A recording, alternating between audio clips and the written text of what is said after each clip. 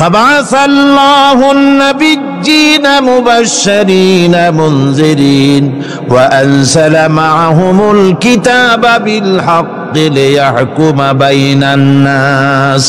আল্লাহ পাক বলেন, সমস্ত নবীদের কাছে আমি কিতাব অবতীর্ণ করেছি এই জন্য যে তারা সহজ এবং সোজা পথে যারা চলতে চায় তাদেরকে তিনি সুসংবাদ দিবেন, আর বাঁকা পথে যারা চলবে তাদেরকে তিনি জাহান্নামের ভীতি প্রদর্শন করবেন।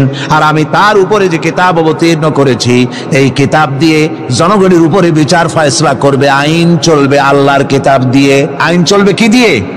আল্লাহর কিতাব দিয়ে। আল্লাহর কিতাব অনুযায়ী জনগণকে পরিচালিত করবেন। এই জন্য আমি এই কোরআনকে নাজিল করেছি, অতীত এই কিতাবগুলি নাজিল করেছি।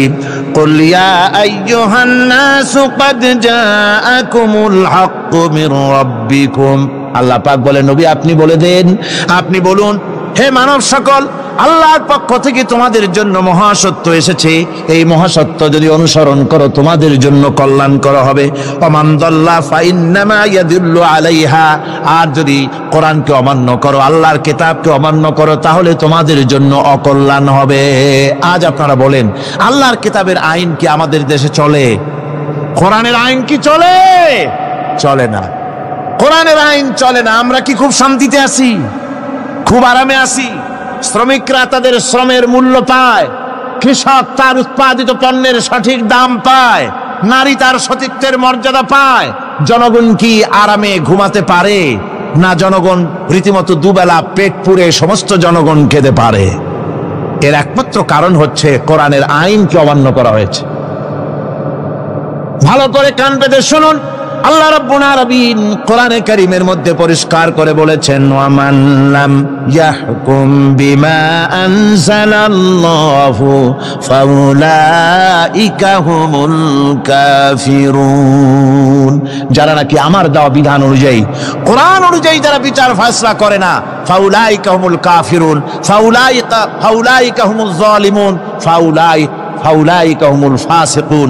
যারা আমার দেওয়া বিধান অনুযায়ী বিচার ফয়সালা করে না তারা কাফির, তারা জালিম, তারা ফাসিক। সুতরাং এর ভিতরে এই জুলমের মধ্যে জালিমদের অন্তর্গত, ফাসিকদের অন্তর্গত হয়ে বাংলাদেশের বহু মুসলমান, পৃথিবীর বহু এলাকার মুসলমান এর মধ্যে লিপ্ত হয়ে আছে। কোরআনের আইন চালু না করলে পরে, কোরআনের আইন না মানলে পরে জালিম হতে হবে, কাফির হতে হবে, ফাসিক হতে হবে। অর্থাৎ যতখানি না মানবেন ততখানি এই বিশেষণে বিভূষিত হতে হবে।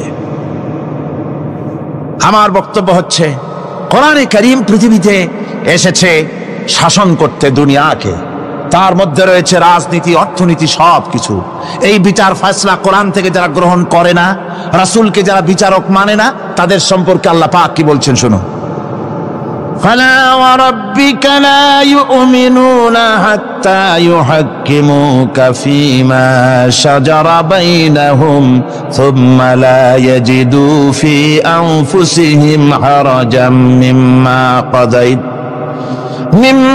قضيت ويسلموا تسليما। আল্লাহ রাব্বুল আলামিন বলেন, সালাম রব্বিক, কখনো নয় হে নবী, আপনার রবের কসম, কখনোই নয়, ওরা মুমিন নয় যারা নাকি তাদের জীবনের সব কিছুর ব্যাপারে যতক্ষণ পর্যন্ত আপনাকে বিচারক না মানে, আপনার দেওয়া ফয়সালাকে গ্রহণ না করে, এবং আপনি বিচার করার পর ফয়সালা দেওয়ার পরে এটার উপরে দ্বিধাহীন চিত্তে মেনে যতক্ষণ না নিবে, ততক্ষণ পর্যন্ত তারা যত ঈমানের দাবি করুক তারা আসলে মুমিন না। এ ফতোয়া কার? এ ফতোয়া কার? আল্লাহ রাব্বুল আলামিনের ফতোয়া। কখনো মুমিন হতে পারবে না যারা রাসূলুল্লাহকে ফয়সালাকারী হিসেবে গ্রহণ না করবে, কোরআনকে সংবিধানের উৎস হিসেবে গ্রহণ না করবে। কোরআন এসেছে আইনের কিতাব হিসেবে পৃথিবীর মানুষকে পরিচালিত করার জন্য। আজ এই কোরআনের আইন যারা মানে সেখানে শান্তি পায়, কোরআন যেখানে মানে না সেখানে শান্তি হয় না। রাসূল করিম সাল্লাল্লাহু আলাইহি ওয়াসাল্লাম 23 বছর ধরে কঠিন সাধনা করে, কঠিন সাধনার মাধ্যমে আল্লাহর এই কোরআনের আইন দিয়ে এমন একটি সুন্দর সমাজ প্রতিষ্ঠা করেছিলেন, যেই সমাজে চুরি ছিল না, ডাকাতি ছিল না, জেনা ছিল না, ব্যভিচার ছিল না, হত্যা ছিল না, মানুষ আরামে ঘুমিয়েছিল ঘরের দরজা খুলে। সুবহানাল্লাহি ওয়া বিহামদিহি। لئن شكرتم لأزيدنكم ولئن كفرتم إن عذابي لشديد।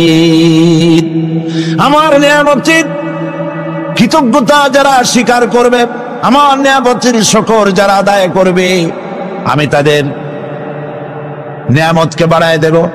আর যারা অস্বীকার করবে, শুকর আদায় করবে না, তাদের জন্য শাস্তি দেওয়া হবে। এই জন্য আল্লাহ পাকের নিয়ামতের শুকরিয়া আদায় করতে হবে। 2 নম্বরে আল্লাহ পাকের হুকুম আহকাম মেনে জীবন পরিচালনা করতে হবে। নবীরা আল্লাহ পাকের পক্ষ থেকে যে দ্বীন নিয়ে এসেছেন, ওই দ্বীনের আনুগত্য করতে হবে, বিরোধিতা করা যাবে না। যারা ইসলামী আন্দোলনের বিরোধিতা করবে, আল্লাহর দ্বীন প্রতিষ্ঠার পথে যারাই বিরোধিতা করবে, জায়গা হবে কোথায়? জাহান্নাম। ভাই সব, জাহান্নাম বড় কঠিন হবে। সেদিন কেউ সুপারিশ করবে না, কোনো উপায় থাকবে না। কিয়ামতের ময়দানে আমলনামা ছেড়ে দেওয়া হবে। জাহান্নামীদের আমলনামা পেছন থেকে বা হাতে আসবে। কোরআনে কারিমে আল্লাহ পাক বলেন, وَأَمَّا مَنْ أُوتِيَ كِتَابَهُ بِشِمَالِهِ فَيَقُولُ يَا لَيْتَنِي لَمْ أُؤْتَ كِتَابِيَهْ। পেছন থেকে বাম হাতে যার আমলনামা আসবে, সে বলবে, আরে আমারে যদি কিতাবটা, আমার যদি আমলনামা না দেওয়াই হতো, কত না ভালো হতো। আমার যদি হিসাব না নেওয়া হইতো, কত ভালো হতো। ওয়ালাম আদরি মা হিসাবিয়া ইয়া লাইতাহা কানাতিল কাদিয়া। আমার হিসাব যদি আমি আদৌ না জানতাম, তাহলে কতই না ভালো হতো। হায়, আমার মৃত্যু যদি দুনিয়ায় শেষ হয়ে যেত, আর যদি এই ময়দানে ওঠা না লাগতো। মা আগনা আন্নি মালিয়া হালাকা আন্নি সুলতানিয়া। আজ আমার অর্থ সম্পদ কোনো কাজে লাগলো না, আমার ক্ষমতা প্রতিপত্তি কোনো কাজে লাগলো না। বড় বড় বাদশা, বড় বড় প্রেসিডেন্ট, প্রধানমন্ত্রী কিয়ামতে এতিমের মতো দাঁড়ায় থাকবে, বলবে, আমার দলবল কই? যারা সেলুট দিত তারা কই? টাকা কই? পয়সা কই? বিষয় কই? সম্পত্তি কই? কিচ্ছু পাবে না। প্রিয় ভাই সব, এই পৃথিবীতে ক্ষমতা যতদিন থাকে, পুলিশ সেলুট মারে, আর্মি সেলুট মারে।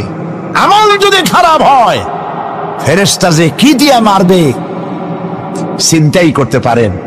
আমি লক্ষ্য করেছি, পুলিশ, বিডিআর, আর্মি যখন সেলুট দেয়, 2 রকম মারে। হাত দিয়া মারে, আর বুট পায় আছে, এক জুতা আর এক জুতার সাথে ঠস করে আরেকটা লাগা।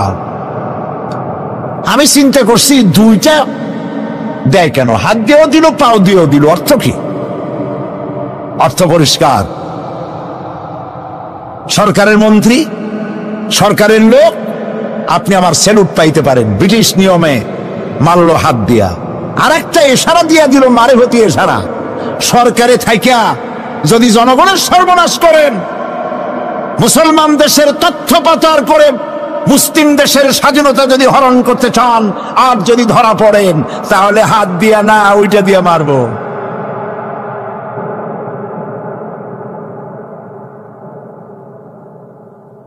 মানুষ কিয়ামতের ময়দানে রাজা, বাদশাহ সব হয়রান হয়ে যাবে। জাহান্নামীদেরকে, কাফেরদেরকে, কাফেররা উপস্থিত হবে। কোরআনে কারীম আমলনামা বাম হাতে, বেঈমানদের বাম হাতে আমলনামা দিয়ে আল্লাহ পাক বলবেন, খুযুহু ফাগুল্লুহু সুম্মাল জাহিমা সাল্লুহু সুম্মা সিলসিলাতি যারউহা সাবউনা যিরাআন ফাসলুকু। আল্লাহ পাক বলেন, পাকড়াও করো, কে ধরো। খুযুহু, ধরো।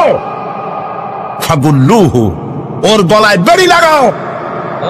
সুম্মাল জাহিমা সাল্লুহু, এরপর জাহান্নামে নিক্ষেপ করো। সুম্মা সিলসিলাতিন যারুহা সাবউনা জিরান ফাসলুকুহু, 70 গজ লম্বা শিকল দিয়া বাঁধো, জাহান্নামে নিক্ষেপ করো। এই জাহান্নামে ওই সব কাফিরদের জন্য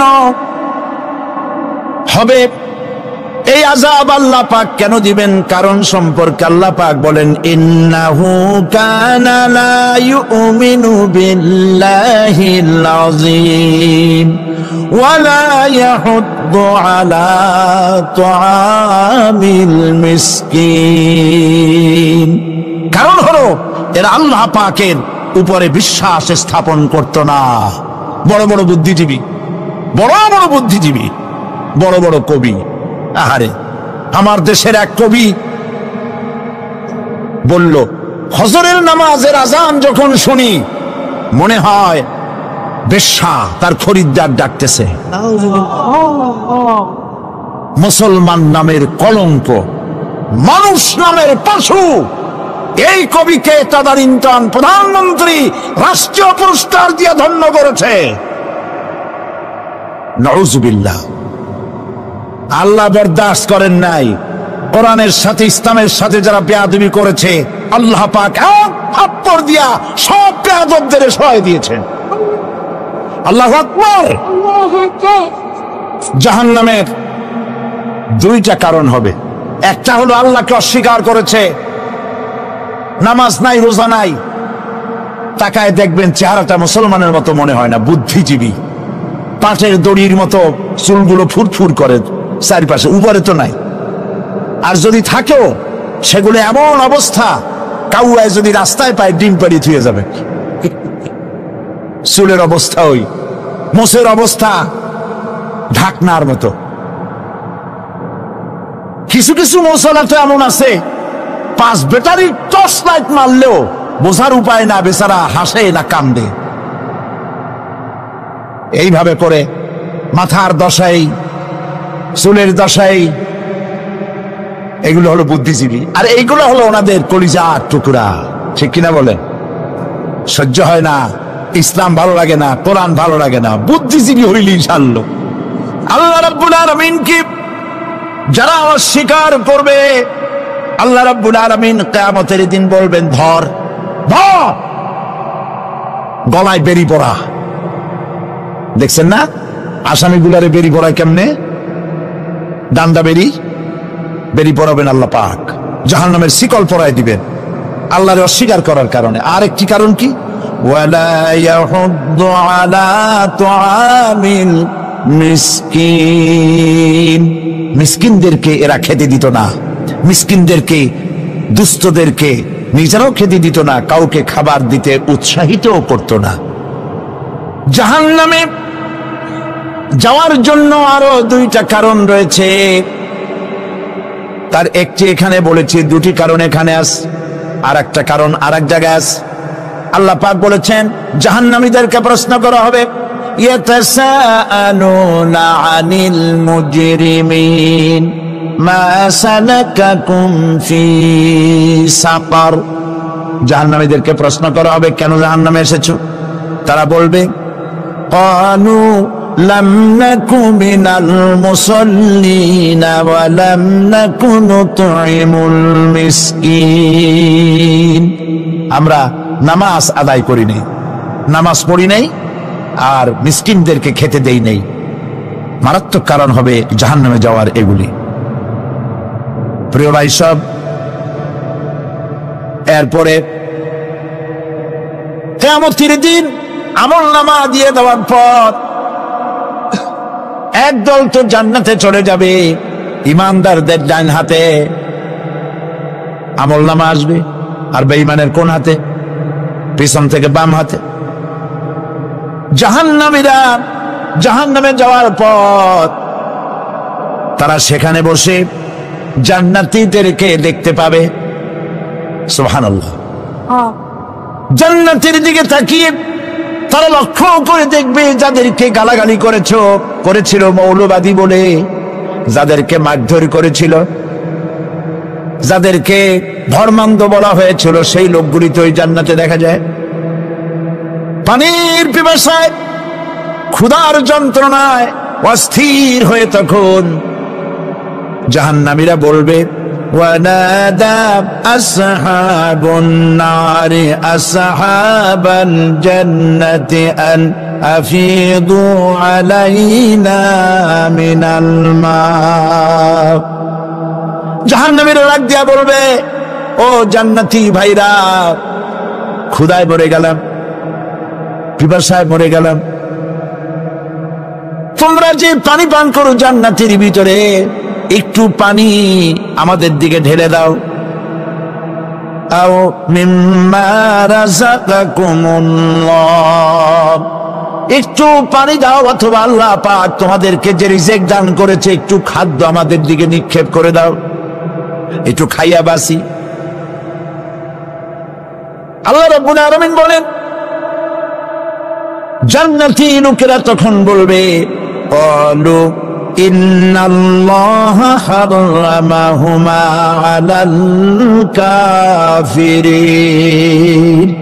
কাফিরদের জন্য আল্লাহ রাব্বুল আলামিন জান্নাতের নাজ এবং নিয়ামত, খাদ্য এবং পানীয় সব হারাম করে দিয়েছেন আল্লাহ পাক।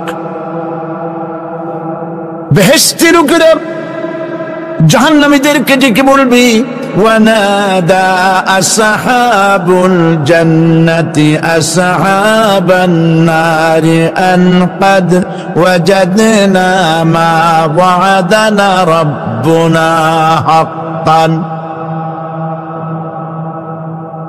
জান্নাতীরা বলবে, ও জাহান্নামী ভাইরা,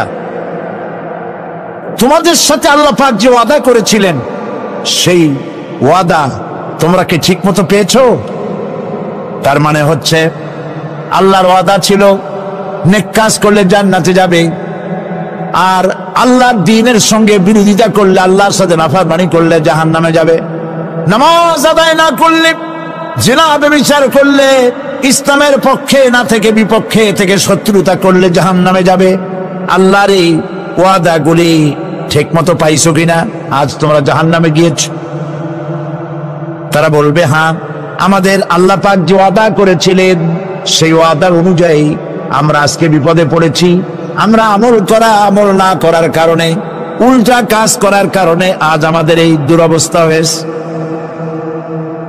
জাহান্নামীরা এক দল আরেক দলের সঙ্গে অভিশাপ দেবে, এক দল আরেক দলকে অভিশাপ দেবে।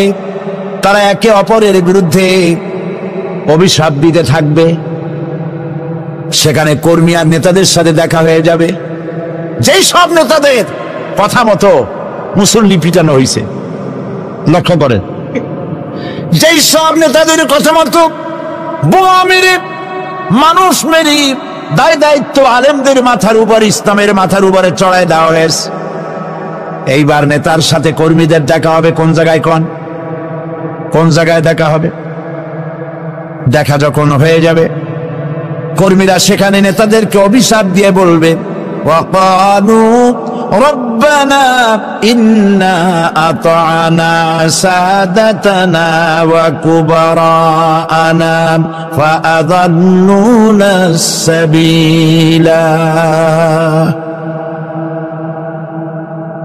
এরা বলবে আল্লাহর কাছে, রব্বুল আলামিন, এই নেতারা আমাদেরকে বিভ্রান্ত করেছে, তাদের কথা অনুযায়ী চলেছিলাম, ওরা আমাদেরকে যা যা করেছে তাই বলেছি। আমরা মানুষ মেরেছি, আলেমদেরকে মেরেছি, আর নিজেরা ঘটনা ঘটাইয়া ইসলামের উপরে চাপাই দিস এই নেতাদের কথা মতো।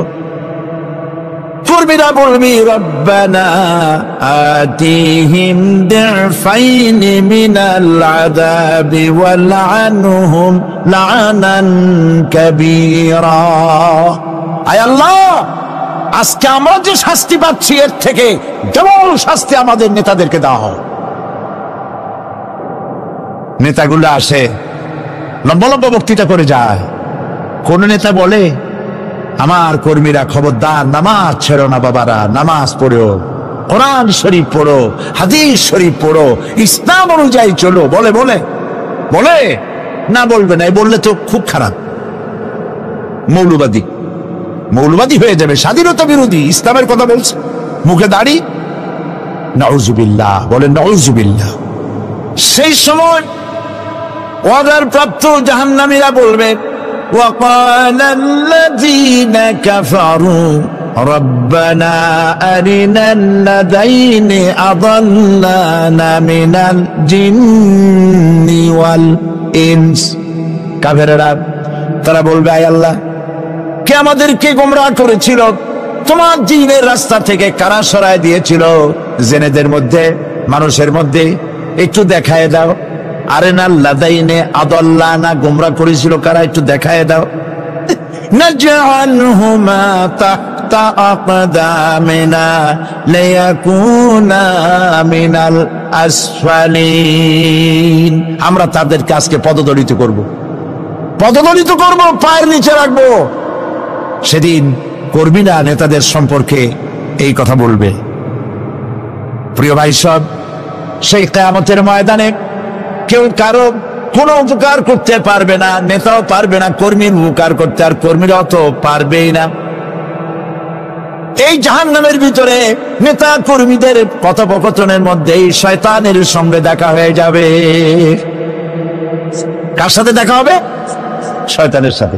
এই যে কথাগুলি আমি বলছি, এগুলি গল্প, আমার বানানো কথা? চিল্লায় বলুন কার কথা? প্রিয় ভাই সব, কান লাগায় শোনেন, ফায়দা হবে।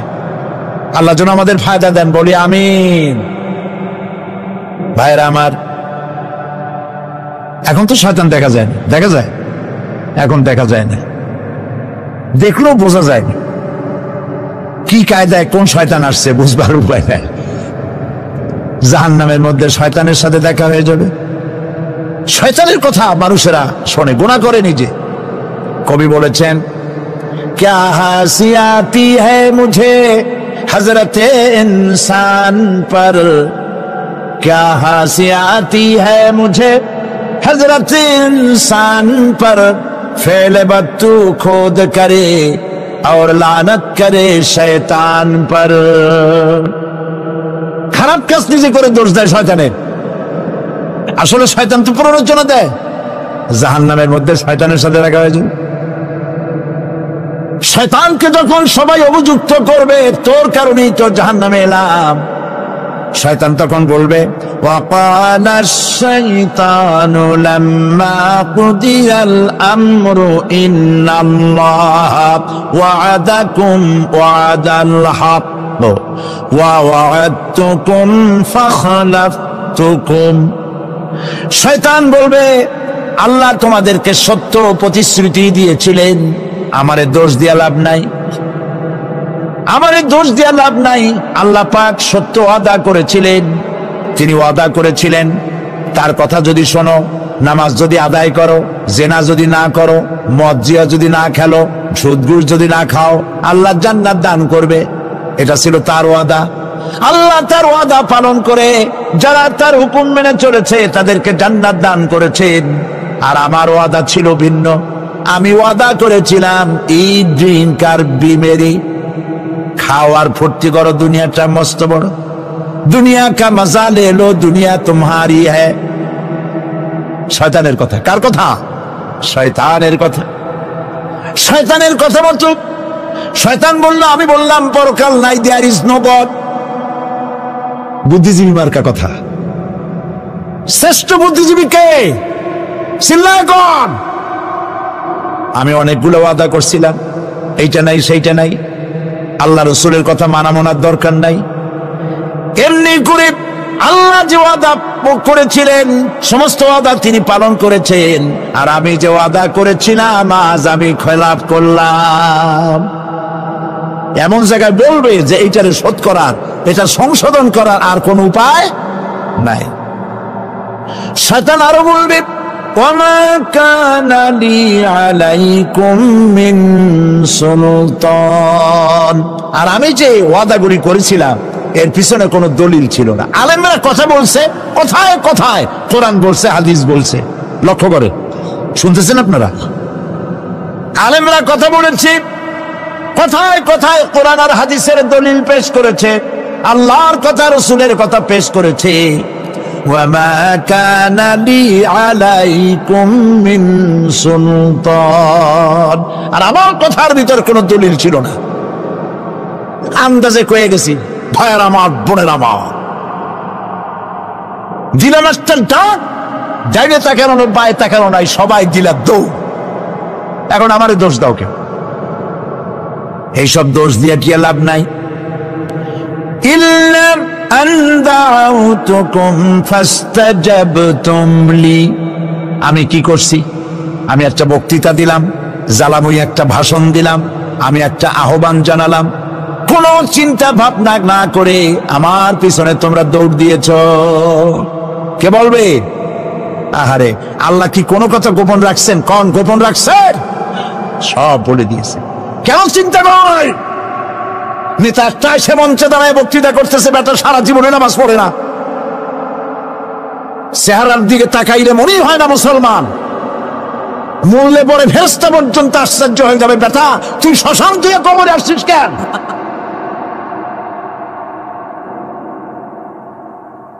এগুলোর পিছনে দৌড়েছ তোমার ভাই, আমার ভাই, উল্লুক ভাই, ভাল্লুক ভাই। আজিব আজিব, কার পেছনে দৌড়াও? তুমি একটু চিন্তা করে দেখবে না কোন বেটার পিছনে দৌড়াই? শয়তান বলবে আমি শুধু একটা দাওয়াত দিয়েছিলাম, আমার দাওয়াত, আমি একটা আহ্বান করেছিলাম, কোনো বিবেচনা না করে, আমার চরিত্র, আমার আখলাক না দেখে আমার পেছনে পেছনে দৌড়াইছ। মা আনা বিমুসরিখিকুম ওয়া মা আনতুম বিমুসরিখি, আজ আমি তোমাদের কোনো সাহায্য করতে পারবো না, আমি তোমাদের চাইতেও বড় বিপদে আছি, তোমরা আমার সাহায্য করতে পারবে না। নাউযু বিল্লাহি মিন যালিক। আহারে, কি ভাই উপায় থাকবে? এরপরে জাহান্নামের নেতাদের সাথে অনুসারীদের আর একবার দেখা হবে। আল্লাহ রাব্বুল আলামিন বলেন, এবার অনুসারীরা নেতাদেরকে ডেকে বলবে, শয়তানের কাছে পাত্তা পাবে না। শয়তান বলবে, যা বেটা,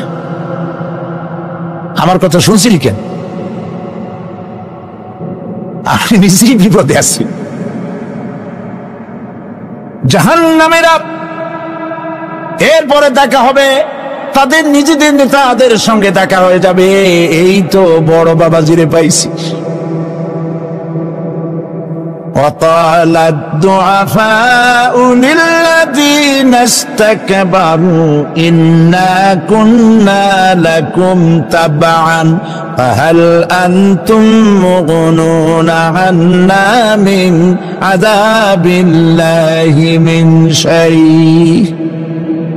অনুসারীরা সেদিন নেতৃবৃন্দকে বলবে, আমরা তোমাদের অনুগামী ছিলাম, ও নেতারা, যা কইছো তাই শুনছি, যা বলেছ তাই শুনেছি, যারে মারতে বলছো তারে মারছি, সারা রাত তোমাদের কথা মতো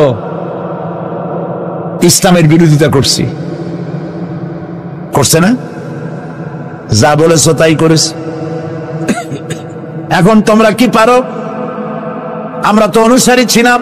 ফাহাল আনতুম মুগনুনা আন্না মিন আযাবিল্লাহি মিন শাই। আজকে দুনিয়াতে এত বাহাদুরি করছো, আজ এই জাহান্নামের ভিতরে একটু আযাব কি কমাই দিতে পারো নাকি?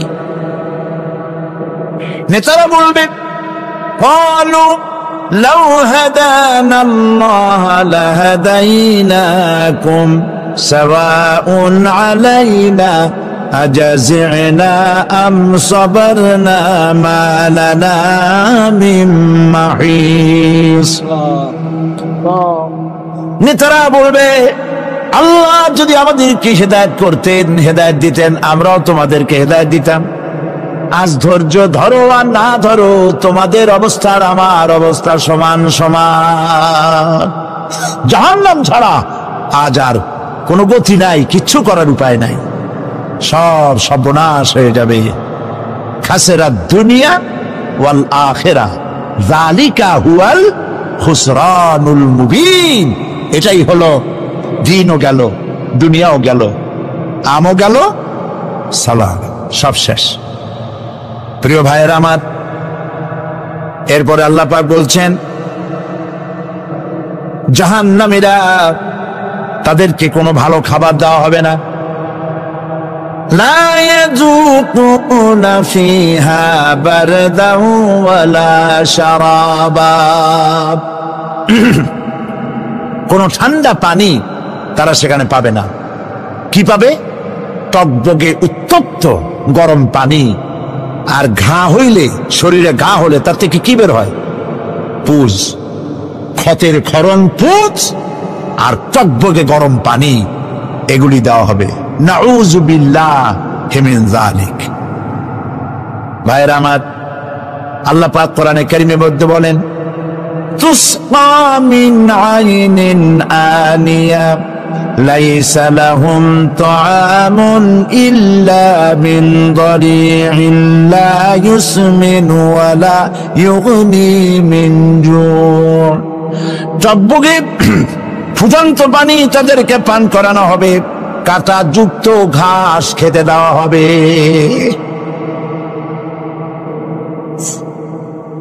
এতে করে তাদের ক্ষুধা মিটবে না, দেহেরও কোনো পুষ্টি হবে না, ক্ষুধা অনিবৃত্ত হবে না। এরপরে তাদেরকে জাহান্নামের আগুন দিয়ে তাদের পোশাক বানানো হবে। নাউযুবিল্লাহ। জাহান্নামের পোশাক পরিয়ে দেওয়ার কারণে আল্লাহ পাক বলছেন শরীরটা পুড়ে ঝলসে যাবে। কুল্লামা নাদিজাত জুলুদুহুম বাদদালনাহুম জুলুদান গায়রাহা লিয়াযুকুল আযাব। চামড়া পুড়ে শেষ হয়ে যাবে, আবার নতুন করে চামড়া পরানো হবে যাতে করে শাস্তির তীব্রতা অনুভব করতে পারে। জাহান্নামের আযাব সহ্য করতে না পেরে জাহান্নামীরা সব কিছুর বিনিময় জাহান্নাম থেকে মুক্তি চাইবে। ইয়াওয়াদ্দুল মুজরিমু লাউ ইয়াফতাদি মিন আযাবিন ইয়াওমাইযিন বিবানিহি ওয়া সাহিবাতিহি ওয়া আখিহি।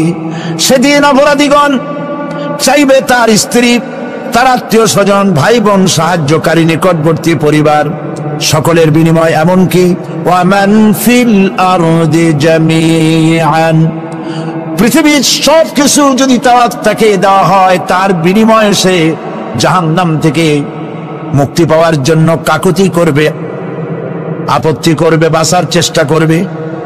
কিন্তু আল্লাহ রাব্বুল আলামিন পরিষ্কার করে বলেছেন জাহান্নাম থেকে কাফেরদের মুক্তির কোনো উপায় নাই। খালিদিনা ফিহা আবাদান, চিরকালের জন্য তাদেরকে জাহান্নামে থাকতে হবে। এই জাহান্নামের কঠিন শাস্তি থেকে বাঁচার জন্য আল্লাহ রাব্বুল আলামিন কোরআনে কারীমের মধ্যে বলেছেন ইয়া আইয়ুহাল্লাযীনা আমানু কু আনফুসাকুম ওয়া আহলিকুম নারা। হে বিশ্বাসীরা, জাহান্নামের আগুন থেকে নিজেকে বাঁচাও এবং পরিবারের লোকদেরকে বাঁচাও। বড় কঠিন জায়গা। পড়েন আমার সাথে, আল্লাহুম্মা আজিরনা মিনান নার। সবাই পড়েন, আল্লাহুম্মা আজিরনা মিনান নার। আল্লাহ তাআলা জাহান্নাম থেকে আমাদেরকে মুক্তি দাও। জোরে বলেন আমিন। নবী করিম সাল্লাল্লাহু আলাইহি ওয়াসাল্লাম বলেছেন মাগরিবের পরে 7 বার, ফজরের পরে 7 বার আল্লাহুম্মা আজিরনা মিনান নার পড়বেন, আল্লাহ পাক জাহান্নাম থেকে মুক্তি দিবেন। তবে হ্যাঁ, খালি এই আজিরনা মিনান নার বললেই যে জাহান্নাম থেকে মুক্তি হবে তা না। জাহান্নামে যাওয়া লাগে যেসব কাজ করলে সেই সব কাজ থেকে নিজে বাঁচো, আহল ও আয়াল রে বাঁচাও। নিজেও জাহান্নাম থেকে বাঁচার চেষ্টা করলাম না, সন্তানদেরকে জাহান্নাম থেকে বাঁচাবার জন্য চেষ্টা করলাম না, আল্লাহর কাছে মহা মুসিবতে পড়ে যাব। সেই জন্য আল্লাহ পাক বলছেন ইন্নাহুম কানু লা ইয়ারজুনা হিসাবা। এই লোকগুলি হিসাব নিকাশ যে দেওয়া লাগবে কিয়ামতের ময়দানে এটা তারা আশাই করতো না, বিশ্বাসও করতো না যে হিসাব নিকাশ হবে কিয়ামতে। আল্লাহ পাক বলেন ইন্নাল্লাযীনা কাযযাবু বিআয়াতিনা ওয়াস্তাকবারু আনহা লা তুফাত্তাহু লাহুম আবওয়াবাস সামাই ওয়া লা ইয়াদখুলুনাল জান্নাতা হাত্তা ইয়ালিজাল জামালু ফি সাম্মিল খিয়াত।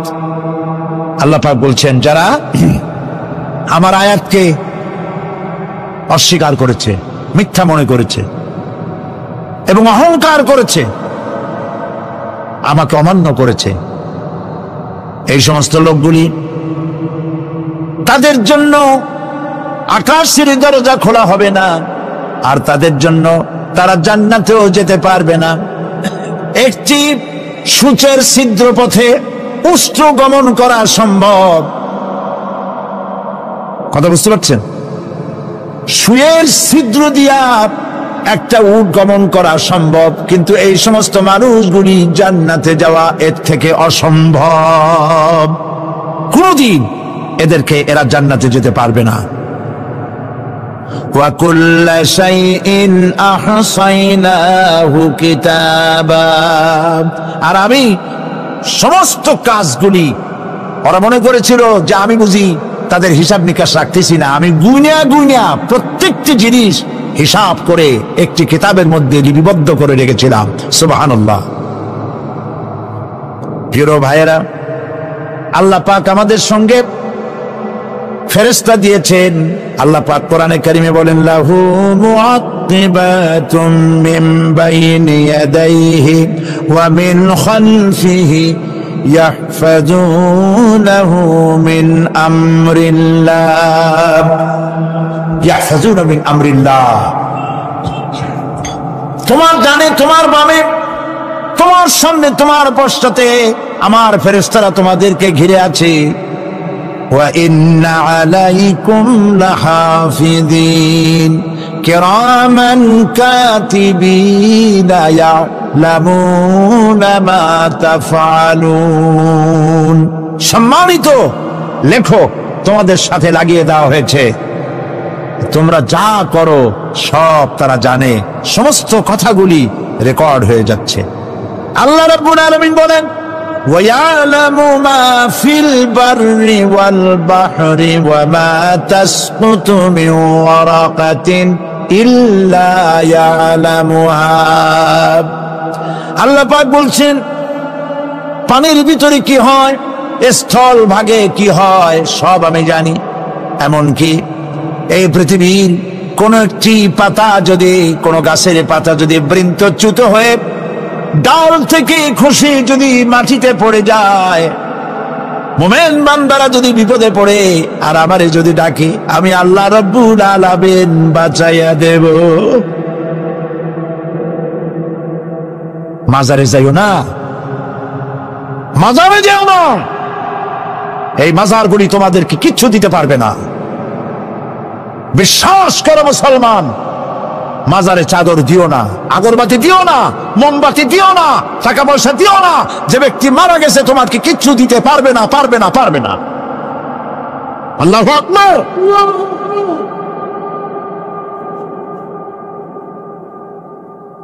প্রিয় ভাই সব, আল্লাহর ওলিদের মাজার সংরক্ষিত থাকবে, আল্লাহর ওলিদের মাজার সংরক্ষিত থাকবে। আপনি যাইয়া বসছেন কোন কারণে, সেখানে জিয়ারতের উদ্দেশ্য নয়, কখনোই নয়। যে বসছেন সিলেটে, এখন শাহজালাল রহমতুল্লাহ আলাইহির মাজার জিয়ারত করতে পারেন, কিন্তু নিয়ত করে যাইতে পারবেন না, রাসূলুল্লাহ নিষেধ করেছেন। আল্লাহর নিষেধ, আল্লাহর আদেশ মানা যেমন ফরজ, রাসূলুল্লাহর আদেশ নিষেধ মানা উম্মতের জন্য ফরজ। বাগদাদ গিয়েছেন ব্যবসা উপলক্ষে, বড় বিশ্বের মাজার জিয়ারত করেন, অসুবিধা নাই, কিন্তু এইখান থেকে নিয়ত করে বাগদাদে যাইতে পারবেন না মাজার জিয়ারত করার জন্য। আজমের গিয়েছেন কোন কর্ম উপলক্ষে, এবার খাজা মঈনুদ্দিন চিশতি রহমতুল্লাহ আলাইহির মাজার জিয়ারত করতে পারেন, কিন্তু জিয়ারতের উদ্দেশ্য করে যেতে পারবেন না। হাদিসে সুস্পষ্ট ভাবে নিষেধ করা হয়েছে। কারণটা বলবো, কারণ হলো কলিজার মধ্যে একটা ভয় আর মহব্বত, বিশ্বাস, যিনি শুয়ে আছেন তিনি আমার কথা শুনবেন, এবং আমার আশা পূরণ করবেন। এই বিশ্বাস শিরক, শিরক এবং শিরক। আপনি কবরের কাছে যাচ্ছেন, যার কাছে যাচ্ছেন ধরেন খাজা মঈন চিশতি রহমাতুল্লাহ আলাইহি, মাহবুব সুবহানী, কুতুবে রব্বানী শেখ মহিউদ্দিন আব্দুল কাদের জিলানী রহমাতুল্লাহ আলাইহি। মাতৃভাষা কি? আরবি। মাতৃভাষা কি? আরবি। খাজা মঈন চিশতি রহমাতুল্লাহ আলাইহি মাতৃভাষা কি? আরবি। শাহজালাল রহমাতুল্লাহ আলাইহি মাতৃভাষা কি? আরবি। আপনি যাই কইলেন খাজা বাবা আমার ছেলে হয় না অনেক দিন, স্বাস্থ্য খুব খারাপ, ব্যবসায় উন্নতি হয় না, চাকরিতে প্রমোশন হয় না, আমার এই আশাগুলো পূরণ করে। আপনার কথা খুব বুঝলো, তাহলে 1 নম্বরে ফেল, মিস ফায়ার। আপনার একটা কথাও তিনি বুঝে নাই। 2 নম্বরে যার কাছে আর্জি পেশ করলেন তিনি কবরে আছে না কোথায় আছে এটা কি আপনি জানেন? 2 নম্বর ফায়ার ফেল। 3 নম্বরে যদি থাকেও চেতনা আছে না ঘুমে আছে তাও কিন্তু আপনি জানেন না। যদি ঘুমের সময় কয়ে থাকেন কোনো লাভ নাই, কোনো লাভ নেই।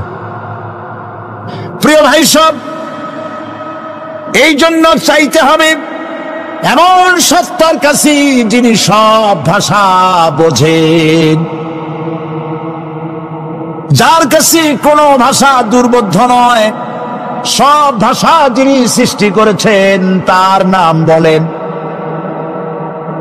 আর যিনি কখনো ঘুমান না তার নাম বলেন লা তাখুযুহু সিনাতুন ওয়ালা নাওম, যার কোনো ঘুমও নাই তন্দ্রাও নাই। সুবহানাল্লাহ কবেন না?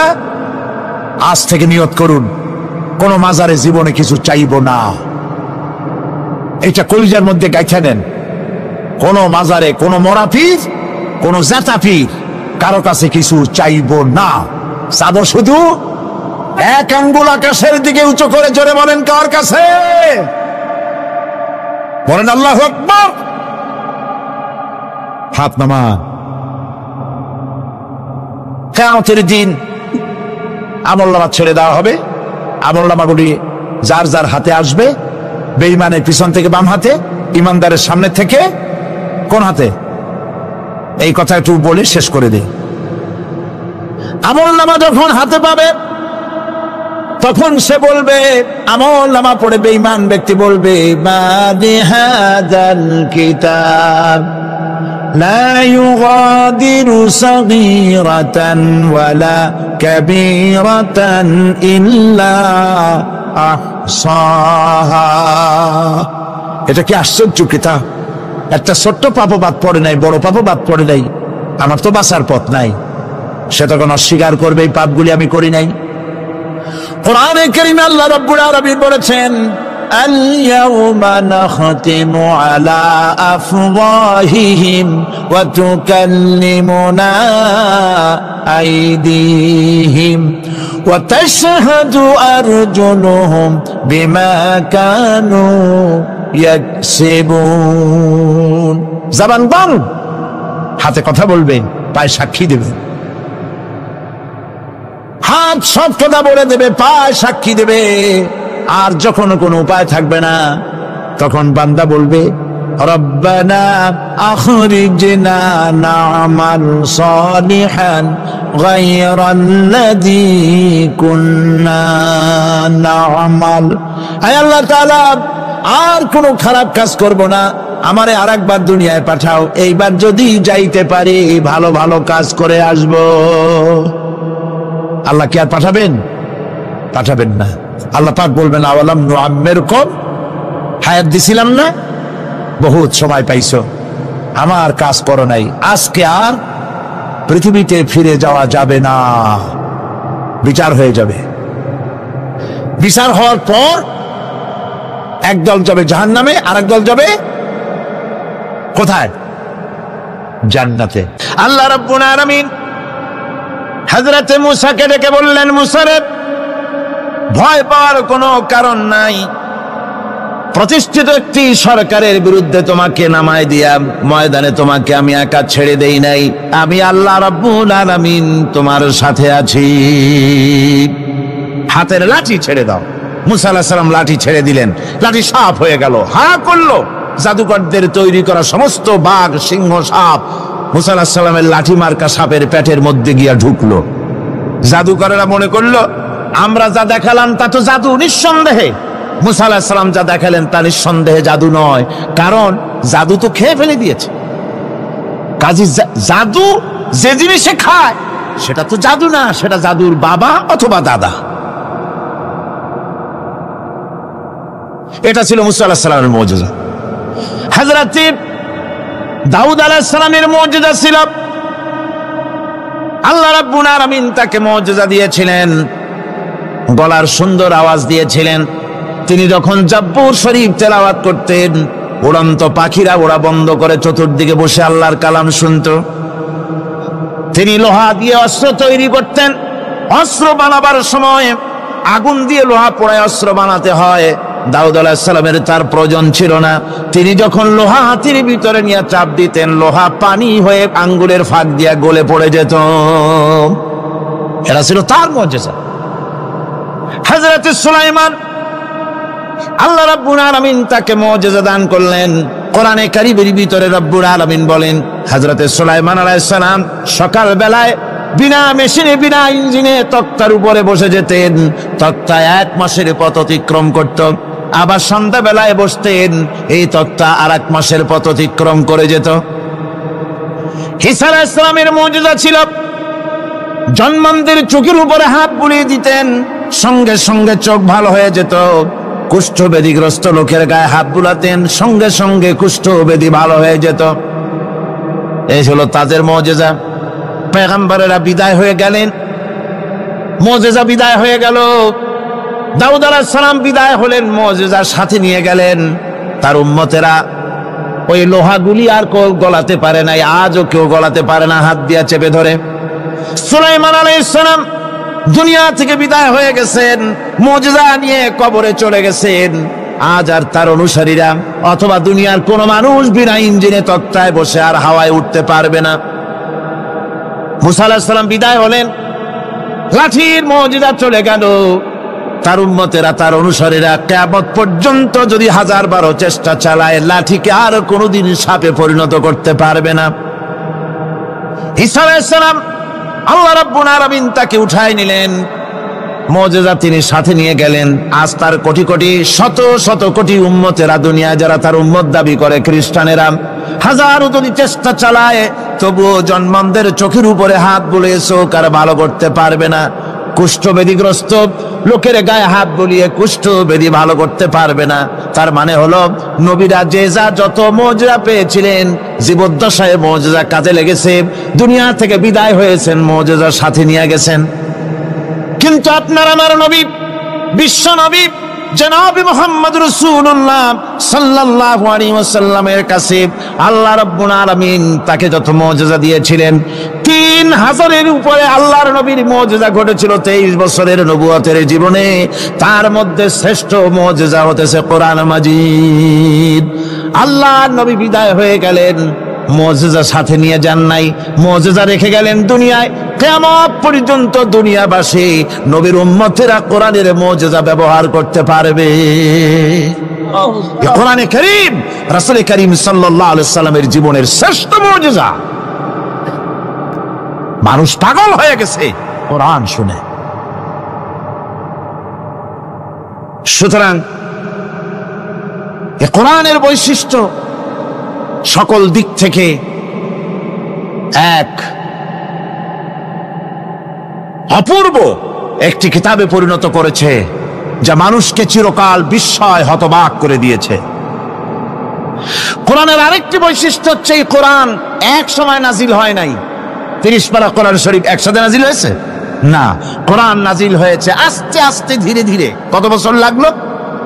23 বছরেরও কিছু বেশি সময় ধরে কোরআন ধীরে ধীরে রাসূল কারীম সাল্লাল্লাহু আলাইহি ওয়াসাল্লামের কাছে অবতীর্ণ হয়েছে। এমনটি আর কোনো কিতাব হয়নি, যা আর কোনো ধর্মগ্রন্থ যারা অন্যরা দাবি করে, এরকম হয়নি। কোরআনে কারীমের আরেকটি বৈশিষ্ট্য হচ্ছে, যখন কাগজ ছিল না, ছাপাখানা ছিল না, এমনকি টেপ রেকর্ডার ছিল না, তখনকার নাজিলকৃত কিতাব যেভাবে নাজিল হয়েছিল সেইভাবে আজ পর্যন্ত অবিকল টিকে আছে, টিকে থাকবে ইলা ইয়াউমিল কিয়ামা। কিয়ামত পর্যন্ত কোরআনে কারীমের এই অকৃত্রিম অবিকৃত অবস্থায় কোরআনে কারীমের এই শান, এই বরকত টিকে থাকবে। এই জন্য কোরআন শরীফ হচ্ছে এই পৃথিবীর মহাবিশ্বের মহাবিস্ময়। কোরআন হচ্ছে পৃথিবীর মহাবিশ্বের মহাবিস্ময়। এর মর্যাদা সম্পর্কে রাসূল করিম সাল্লাল্লাহু আলাইহি ওয়াসাল্লাম বলেছেন, ওয়ান উসমান রাদিয়াল্লাহু তাআলা আনহু আন্নাহু قال قال رسول الله صلى الله عليه وسلم خيركم من تعلم القرآن وعلمه رواه البخاري।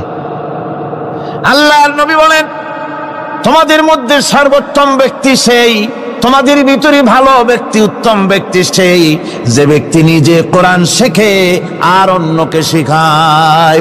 কোরআন যে শেখে আর অন্যকে যে শিখায়, সেই ব্যক্তি হলো তোমাদের মধ্যে সর্বোত্তম ব্যক্তি, ভালো ব্যক্তি। সুবহানাল্লাহ পড়েন। কোরআনে কারীমের এই মর্যাদা সম্পর্কে রাসূল করিম সাল্লাল্লাহু আলাইহি ওয়াসাল্লাম বলেছেন, দুই ব্যক্তিকে, দুই শ্রেণীর লোককে ঈর্ষা করা যায়।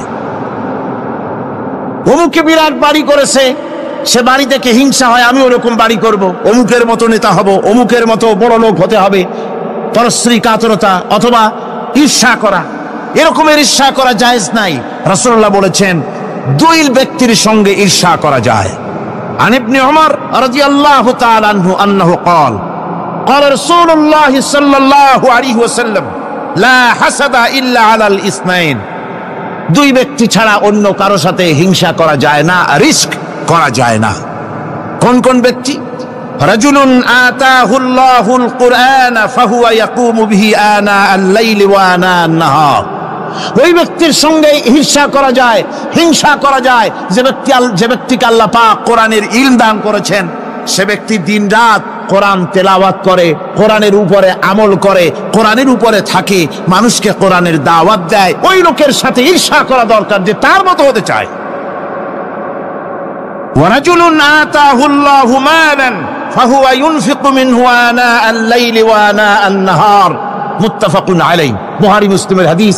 রাসূলুল্লাহ বলছেন, অন্য আরেক ব্যক্তি হচ্ছে যে ব্যক্তিকে আল্লাহ পাক মাল দিয়েছেন, সম্পদ দিয়েছেন, ওই ব্যক্তি তার মাল আর সম্পদকে দিন রাত দুহাতে আল্লাহর রাস্তায় খরচ করে। তার মতো হওয়ার জন্য তার সাথে ঈর্ষা করা যেতে পারে। আমার বন্ধুগণ, এই কোরআন হচ্ছে এমন এক কিতাব যে কোরআনকে নিয়ে যারা অগ্রসর হয় আল্লাহ তাদেরকে বাড়ায় দেন, আর কোরআনের সাথে যারা হিংসা করে, বিদ্বেষ করে, আল্লাহ তাদেরকে অধঃপাতিত করে দেন।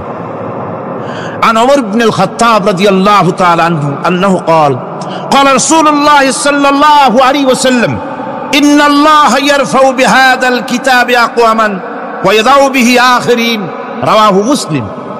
হযরত ওমর রাদিয়াল্লাহু তাআলা আনহু বলছেন যে আল্লাহ পাক এই কোরআনের সাহায্যে এক শ্রেণীর লোককে প্রতিষ্ঠিত করবেন দুনিয়ার বুকে, এবং আখিরাতেও আরেক শ্রেণীর লোককে করবেন অধঃপাতিত। যারা কোরআনের সাথে বিরোধিতা করবে, তারা যদি হিরো হয়, আল্লাহ তাদেরকে জিরো বানাবেন। কি বানাবেন? জোরে কোন কি বানাবেন? জিরো বানিয়ে দিবেন। আর কোরআনকে নিয়ে যারা আগ বাড়ে, তারা যদি জিরো হয়, আল্লাহ পাক তাদেরকে কি বানায় দেন?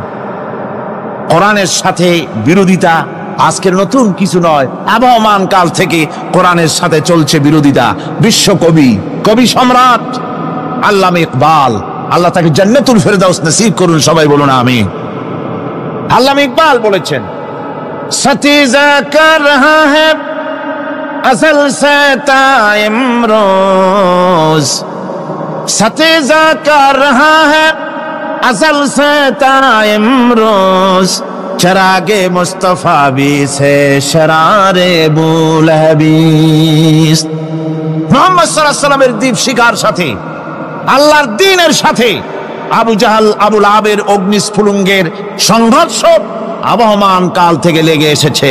কিন্তু ওদের এই অগ্নিস্ফুলিঙ্গের টক্কর লেগে মুহাম্মদ সাল্লাল্লাহু আলাইহি ওয়াসাল্লামের টিম টিম করে জ্বলে ওঠা এই প্রদীপটি প্রচন্ড ঝড়ো হাওয়ার মুখে, টর্নেডো আর গর্কির মুখে নিভে যায়নি, জ্বলছে, জ্বলবে কিয়ামত পর্যন্ত।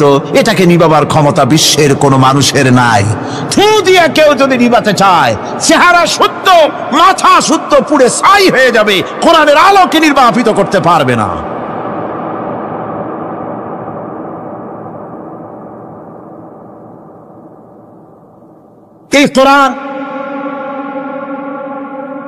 এই কোরআন যার সিনার ভিতরে থাকে, যার সিনার মধ্যে থাকে সে হয় সমৃদ্ধ, আর যার সিনার মধ্যে থাকে না সে হয়। আল্লাহর নবী বলেছেন,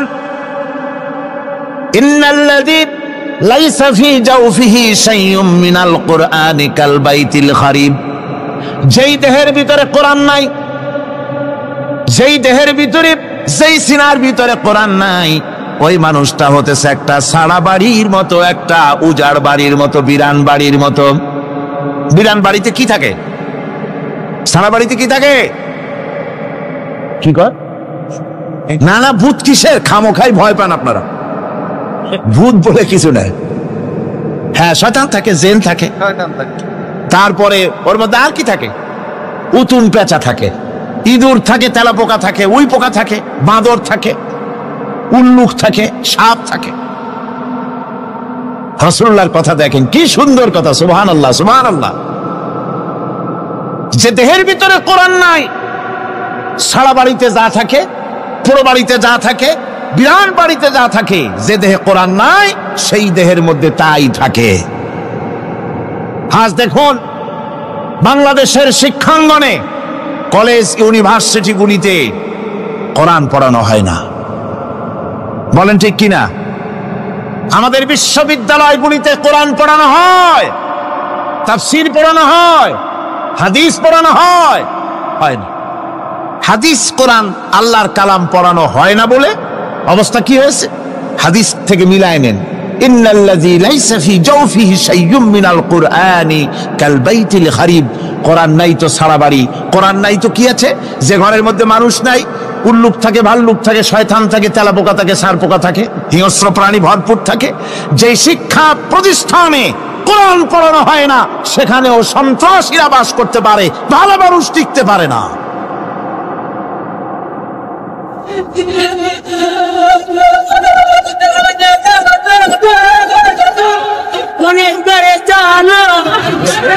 এই জন্য কোরআন যেখানে পড়া হয় না সেটা কবরের তুল্য, কোরআন যেখানে তেলাওয়াত হয় না সেটা কিসের তুল্য?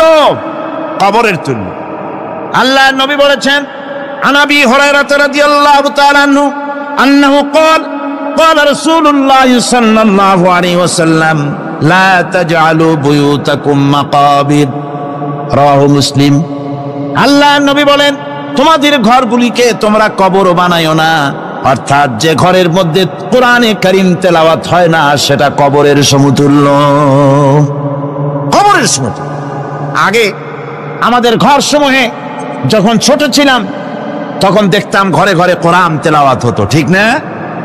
প্রত্যেকটা ঘরের জানালা দিয়া সকালবেলা আওয়াজ আসতো, আউযু বিল্লাহি মিনাশ শাইতানির রাজিম, বিসমিল্লাহির রহমানির রহিম। তেলাওয়াতের আওয়াজ ভেসে আসতো। আজ আর এই অবস্থা নাই। আজ ভদ্রলোকের বাড়ির সামনে দিয়ে হেঁটে যাবেন, সকালবেলা কিসের তেলাওয়াত? জলমের ঘুম ঘুমায়, পাইকারি দরে ঘুমায়, ফজরের নামাজ নাই। শহরের অবস্থা, অধিকাংশ বাড়িতে ফজরের নামাজ হয় না। ডিসেন্টিনার মাধ্যমে, আগে তো শুধু বাংলাদেশের ছবি, ডিসেন্টিনার মাধ্যমে সারা পৃথিবীর শয়তানি আর বদমাশি ঘরে বসে গেলা যায়। উপকারিতা এবং অপকারিতা দুটোই আছে। নিউজ দেখা যায়, সাথে সাথে আবার নিউজের সাথে আরো বাজে কিছু দেখা যায়। এগুলো দেখতে দেখতে রাত শেষ হয়ে আসে, ঘুমায় জনমের মতো, এক ঘুমে বেলা 9টা আর 10টা। কিসের ফজরের নামাজ আর কি এর কোরআন শরীফ তেলাওয়াত কর? এরপরে উঠলো 9টা 10টার সময়, উঠে তারপরে গানের মাস্টার এসে গেছে। তখন ইতিমধ্যেই গানের মাস্টার এসে গেছেন। কি দুর্ভাগ্যজনক সত্য কথা। ইংরেজি যে টিচার পড়ান, অঙ্ক যে টিচার করান, সপ্তাহে 3 ঘন্টা পড়াবেন, বেতন 2500 টাকা। আর প্রতিদিন সকালবেলা এসে যদি কোনো মুসলমান কোনো একজন মৌলভী সাহেব, হাফেজ সাহেবকে রাখেন কোরআন তেলাওয়াত করাবার জন্য, কোরআন পড়াবার জন্য সন্তানকে, প্রতিদিন আসতে হবে, প্রতিদিন 2 ঘন্টা পড়াতে হবে, আর মাসের শেষে বেতন 500 টাকা। কোরআনে কারীমের সাথে এই আচরণ বেশি হয়েছে। আমি বেশি বলে ফেলেছি। যাদের অভিজ্ঞতা আছে তারা বলছেন 200 টাকা। এরপরে অঙ্ক ইংরেজি তো কাজে লাগে, ভালো কথা। তারপরে গানের মাস্টার আসছেন, তিনি শেখাবেন কি? রবীন্দ্রসঙ্গীতের প্যানপ্যানানি, যা শুনলে পরে কানে ময়লা জমে যেতে পারে, যে গান শুনলে জীবিত মানুষ মৃত্যু হয়ে যায়। নজরুলের কথা শেখানো হবে না, তাহলে সেটা হবে সাম্প্রদায়িকতা। গানের মাস্টারকে, নাচের মাস্টারকে 10,000 টাকা, 10,000 টাকা পর্যন্ত বেতন দেওয়া হয়। এ জাতির জন্য আল্লাহর রহমত কেমনে আসবে? কি কারণে আসবে? কোরআনের সাথে এই বেয়াদবি আমরা করেছি। ঘরগুলিকে, আজকে আমাদের ঘরগুলিকে আমরা কবরস্থানে পরিণত করে দিয়েছি। কোরআন তেলাওয়াত হচ্ছে না। আমার বন্ধুগণ, কোরআন তেলাওয়াত করুন, বেশি বেশি তেলাওয়াত করুন, ঘরকে জীবিত করুন, সন্তানকে তেলাওয়াত করান, আপনি নিজেও তেলাওয়াত করেন। কোরআনে কারীম যারা তেলাওয়াত করবেন তাদের সম্পর্কে আল্লাহর নবী বলেন, মান ক্বারাআল কুরআনা ফাস্তাযহারাহু ফাহাল্লা হালালাহু ওয়া হাররামা হারামাহু আদখালাহুল্লাহুল জান্নাহ। আল্লাহর নবী বলেন, যে ব্যক্তি কোরআন শরীফ তেলাওয়াত করবে এবং কোরআনের হালাল অনুযায়ী হালালকে মেনে চলবে, হারাম অনুযায়ী হারাম থেকে ফিরে থাকবে, এরকম কোরআনের উপরে যে তেলাওয়াত করবে আর আমল করবে, আল্লাহ রাব্বুল আলামিন কিয়ামতের দিন তাকে জান্নাতের ভিতরে প্রবেশ করাবেন। শুধু বেহেশতে যাবে না, ওয়াসাফাহু ফি আশরাতিন মিন আহলি বাইতিহি কুল্লুহুম কাদ ওয়াজাবাত লাহুন নার। নবীজি বলেন, এই কোরআনে কারীমের বরকতে কিয়ামতের দিন ওই ব্যক্তি তার রক্ত সম্পর্কিত 10 জন আত্মীয়র ব্যাপারে সুপারিশ করার জন্য তৌফিক পাবে আল্লাহর দরবারে। এমন 10 ব্যক্তি, যেই 10 ব্যক্তির জন্য হিসাবের পরে জাহান্নাম ওয়াজিব হয়ে গিয়েছিল, এমন 10 ব্যক্তি সম্পর্কে কোরআনের তেলাওয়াতকারী আর আমলকারী আল্লাহর দরবারে সুপারিশ করার জন্য পারমিশন পাবেন। এমন নিয়ামত, সেই নিয়ামত থেকে আমরা বঞ্চিত হয়ে যাচ্ছি। আমি বলি না যে আপনারা কলেজ ইউনিভার্সিটিতে ছেলেদের পড়তে দিবেন না, আমি তা বলি না। তারা কলেজ ইউনিভার্সিটিতে বিলক্ষণ পড়াশোনা করুক, কিন্তু তাদেরকে কোরআন শরীফ শিখান। লক্ষ লক্ষ টাকা খরচ করলেন ছেলের পেছনে, কিন্তু কোরআন শিখালেন না। আপনি মরে গেলে আপনার জানাজাটা পড়বে, এ তৌফিকও সে পেল না। জানাজার ইমামতি তো দূরের কথা, জানাজার নিয়ত জানে না, পাক পবিত্রতা জানে না। বাপ মরে গেছে, সে তখন ছিল মার্কেটে, শুনলো বাপ মরছে, তাড়াতাড়ি জানাজায় শরীক হতে হবে। প্যান্টও পাক নাই, যেহেতু পেশাবের যখন বেগ এসেছিল দেওয়ালের পাশে দাঁড়াইয়া কাম সারছে, ধোয়া মোছার কাম নাই, মাথায় টুপি নাই, নাক মোছার রুমাল ছিল পকেটের, রুমালটা মাথায় দিয়া দাঁড়ায় গেল। আল্লাহু আকবার। বাপের কপালে যা আছে তাই হোক। তারপরে বাপ মরে গেছে, কান্না শুরু করেছে। যেদিন মরছে সেদিন কানতেছে, পরের দিনও একটু মুখ মলিন কান্দে। নাম বল্টু মিয়া। তার আবার এক বন্ধু আছে, তার নাম শান্টু মিয়া। শান্টু মিয়া বলছে, মিয়া বল্টু কান্দো কেন? বাপ মরে গেছে। এগুলো বাঁচে নাকি? এগুলো মরি যে, আমার একটা ছিল, ওটাও মরছে। চিরকাল কারো বাপ থাকেন, সুতরাং এত মন খারাপ কেন? আসো, ইন্ডিয়া থেকে ভালো একটা বই আসছে, সেইটা দেখে এত আনন্দ পাবে। বাপ তো বাপ, 14 গোষ্ঠী মরলেও মনের দুঃখ মুছে যাবে।